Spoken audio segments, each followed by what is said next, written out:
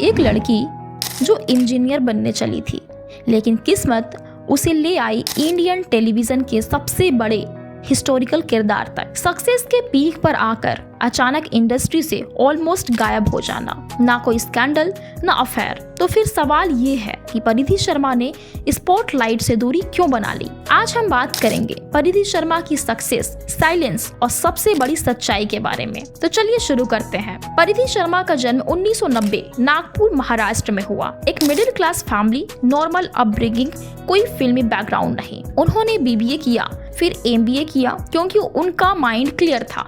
Corporate में job करती है और एक स्टेबल लाइफ। लेकिन यही पहला ट्विस्ट था, क्योंकि एमबीए के बाद उन्होंने मॉडलिंग ट्राई की, एक साइड ऑप्शन के तौर पर, कोई डेस्परेशन में नहीं। परिधि कभी भी struggling actor, sleeping hungry narrative का हिस्सा नहीं रही। उनका स्ट्रगल रियल था, लेकिन एग्जैजरेटेड नहीं। 2010 में परिधि ने तेरे मेरे सपने से टीवी में डेब्यूट किया। शो एवरेज रहा, ना फ्लॉप ना ब्लॉकबस्टर। फिर आया रुक जाना नहीं और प्यार को हो जाने दो। इन ड्रामास के थ्रू उन्हें इंडस्ट्री में पहचान मिलना शुरू हुआ, लेकिन अभी भी वो वन ऑफ मेनी एक्ट्रेसेस में से थी। टीवी की टॉप मोस्ट एक्ट्रेसेस की लिस्ट में कहीं नहीं थी। यहाँ तक परिधि शर्मा रिप्लेसेबल थी। साल 2013 सब बदल गया। जी टीवी का हिस्टोरिकल शो जोधा अकबर, परिधि को मिला जोधाबाई का रोल।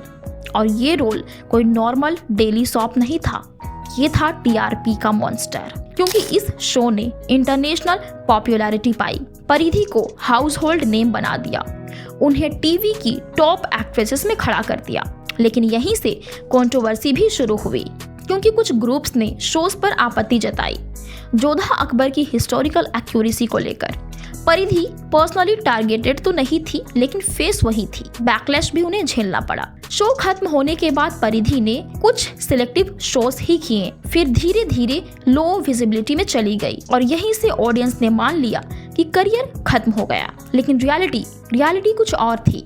यहाँ एक ऐसा सच है जो शायद ही किसी को पता हो, क्योंकि परिधि ने क्वांटिटी ओवर क्वालिटी अप्रोच अपनाई। उन्होंने बहुत सारे शोज को करने के बजाय कुछ क्वालिटेड शोज ही चूज किए। 2015 में परिधि ने तन्मय सक्सेना से शादी की, जो एक चार्टर्ड अकाउंटेंट है। शादी के बाद उन्होंने करियर छोड़ा नहीं, लेकिन प्रोजेक्ट्स काफी केयरफुली चूज किए, क्योंकि उन्होंने ओपनली कहा, मैं सिर्फ स्क्रीन टाइम के लिए काम नहीं करना चाहती। जोधा अकबर ड्रामा से उन्हें जोधाबाई के रूप में वो फेम और वो नेम मिला, नेशनल प्लस इंटरनेशनल, जो उन्होंने शायद ही कभी सपने में सोचा हो। ये डिसीजन इंडस्ट्री फ्रेंडली नहीं होता, इसलिए लाइमलाइट नेचुरली कम हो जाती है। परिधि शर्मा का करियर खत्म नहीं हुआ, बल्कि उन्होंने वो किया जो ज्यादातर एक्टर सोच भी नहीं पाते हैं, सक्सेस के बाद ना कहना। आज जहां कंट्रोवर्सी से फेम खरीदी जाती है, परिधि ने साइलेंस चुना, और शायद यही वजह है कि वो हेडलाइन से कम लेकिन रिस्पेक्ट में आज भी जिंदा है। आप क्या चुनते, फेम के लिए कंट्रोवर्सी या परिधि शर्मा जैसी डिग्निफाइड सक्सेस? कमेंट में जरूर बताना। Thank you so much.